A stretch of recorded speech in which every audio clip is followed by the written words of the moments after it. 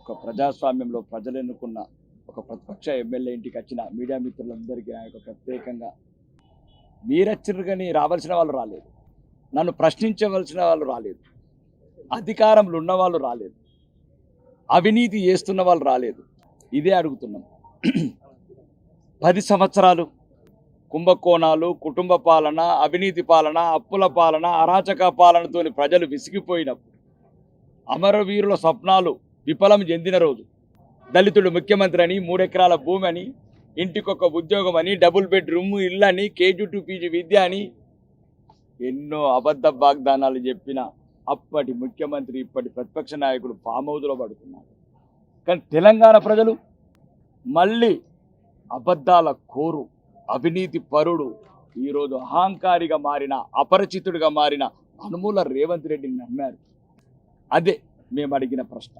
గతంలో 10 సంవత్సరాలు ఈ రకంగా మోసం చేసి తెలంగాణ ప్రజానికాన్ని అప్పులమయం చేసిన ఈ రాష్ట్రాన్ని ఇతనేదో తీర్చిదిద్దాడు అనుకుంటే ఈ రాష్ట్రాన్ని మళ్ళీ 4 లక్షల కోట్ల అప్పు, 8 లక్షల కోట్ల బడ్జెట్, 1 లక్ష కోట్ల భూమి అయిపోయింది. ఇంకా ప్రజల తరపున నిలబడాల్సింది ఎవరు? ప్రజల తరపున ప్రశ్నించాల్సింది ఎవరు? రైతుల పట్ల, మహిళల పట్ల, విద్యార్థుల పట్ల, నిరుద్యోగుల పట్ల, రిటైర్డ్ అయిన ఉద్యోగుల పట్ల, ఆటో రిక్షా డ్రైవర్ల పట్ల ఈరోజు ప్రశ్నించాల్సిన ప్రతిపక్ష నాయకుడు ఫామ్ హౌస్లో పడుకున్నాడు.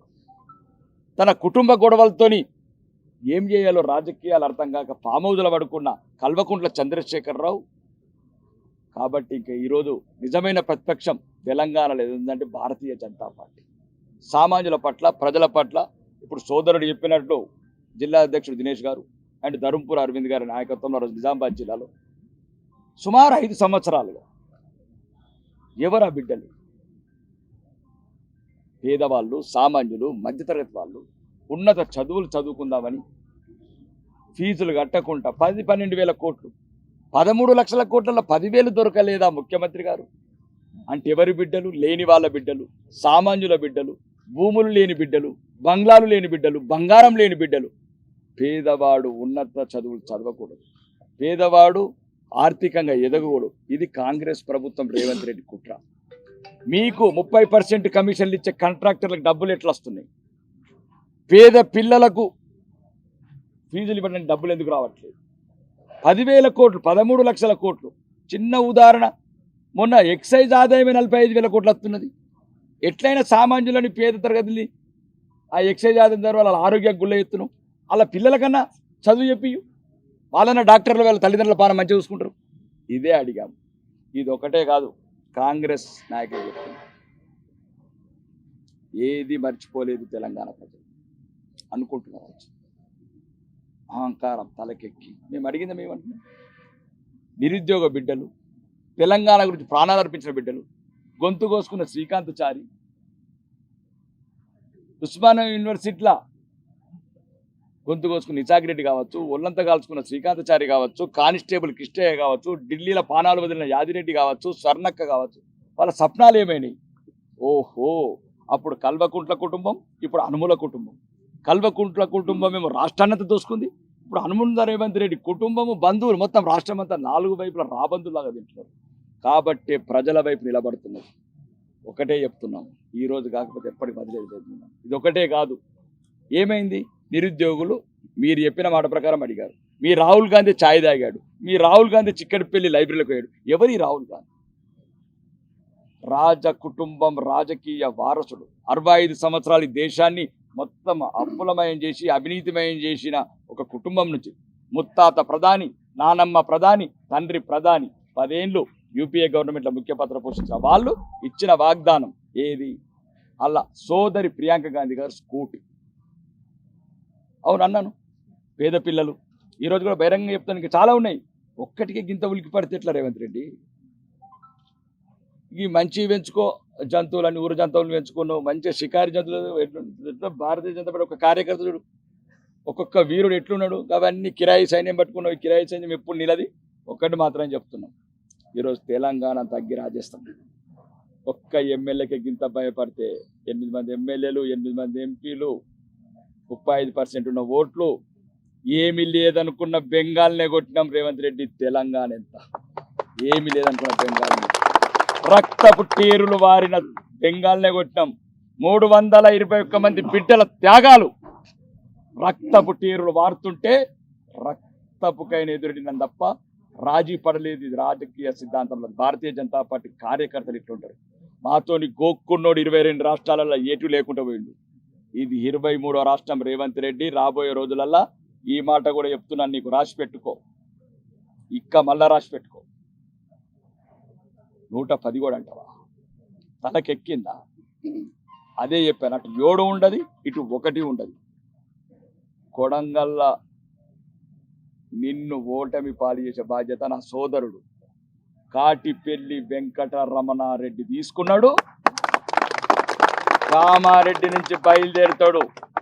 తప్పకపోతే మళ్ళా కేసీఆర్ పొడిస్తే అటుపోతాడు. నేను నీ మీదకి వస్తా, నువ్వు నేను పెట్టుకుందాం కొడంగల్.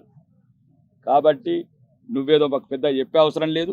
రెండోది, ఇప్పుడు నిరుద్యోగులకు బేషరతుగా క్షమాపణ చెప్పాలా ఈ మీడియా ద్వారా డిమాండ్ చేస్తున్నా. తెలంగాణ ప్రజానికని డిమాండ్ చేస్తున్నా. తెలంగాణలో నిరుద్యోగ యువతకి చెప్తున్నా, నువ్వు రెండ్రిని తాగమంటావా? నువ్వు బాయిల దూకిస్తామంటావా? ఎవరు మీరు? ఆ బిడ్డలని కన్నారా, పెంచారా? మొదలైంది మీ పతనం. ఇంతటి వరకు ఒక లెక్క, ఇక ముందు ఒక లెక్క. మీరొక్కసారి భారతీయ జనతా పార్టీతో పెట్టుకున్నోడు ఎవ్వడు బాగుపడ్డట్టు చరిత్రలో సాక్ష్యం లేదు. ఇప్పటికైనా తెలంగాణ సమాజానికి క్షమాపణ చెప్పి ముందు బేషరతుగా ఆ పిల్లలకు ఫీజు రింబర్స్మెంట్ రిలీజ్ చేయండి. నిరుద్యోగులకు 2 లక్షల ఉద్యోగాలు జాబ్ క్యాలెండర్ రిలీజ్ చేయండి. ఏదైతే ఎగ్గొట్టిన రైతు భరోసా ఉన్నదో అది ఇవ్వండి. నిరుద్యోగ అభివృద్ధి 1,20,000 ఉంది. ఒక్కొక్క విద్యార్థికి 1,20,000 ఇవ్వాలా. 4,000 కాడికి 30 నెలలు. ఒక మహాలక్ష్మికి ఒక్కొక్క మహిళకు 75,000 ఇవ్వాలా. ఒక్కొక్క పెన్షన్దారుకు 60,000 రూపాయలు ఇవ్వాలా. 30 నెలల నుంచి నెలకు 2,000, 4,000 ఇస్తాయి. ప్రతి దాన్ని లెక్కలు రాసి పెట్టాం, లెక్కలతో సాగున్నాం. ఇంకా చెప్పింది మళ్ళా చెప్తున్నా, బరాబర్ అదే నేను చెప్పింది.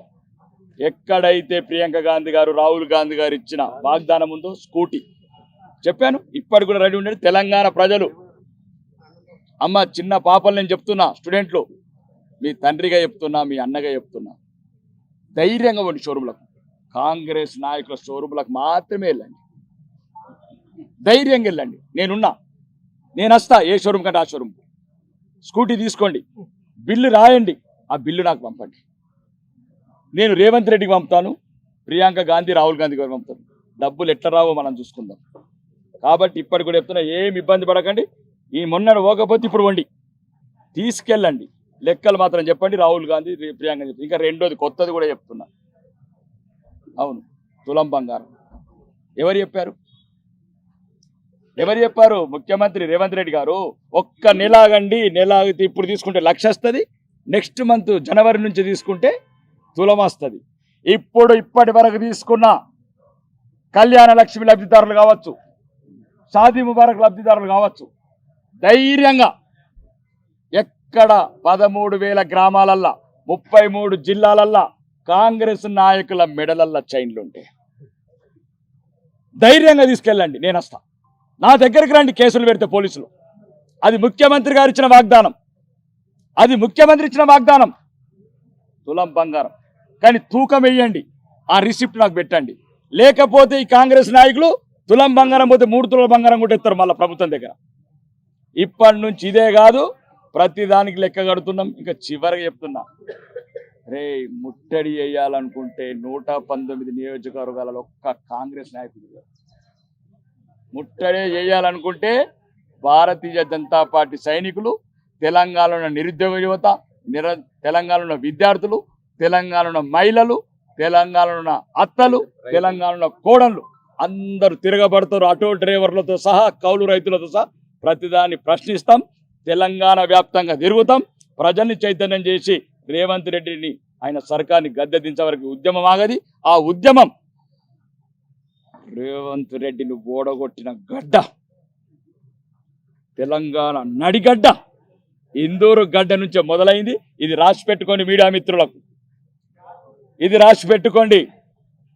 2029 నాడు ఆ ప్రభుత్వాన్ని ప్రజాస్వామ్యయుతంగా గద్దె దించి తెలంగాణలో బీజేపీ, భారతీయ జనతా పార్టీని ఈ కార్యకర్తల కష్టాలతో, కన్నీళ్లతో, వాళ్ళ చెమట చుక్కలతో వెస్ట్ బెంగాల్ స్ఫూర్తిగా తీసుకొని, అస్సాంని స్ఫూర్తిగా తీసుకొని ఇక్కడ కూడా కాషాయ జెండా ఎగరేస్తాం.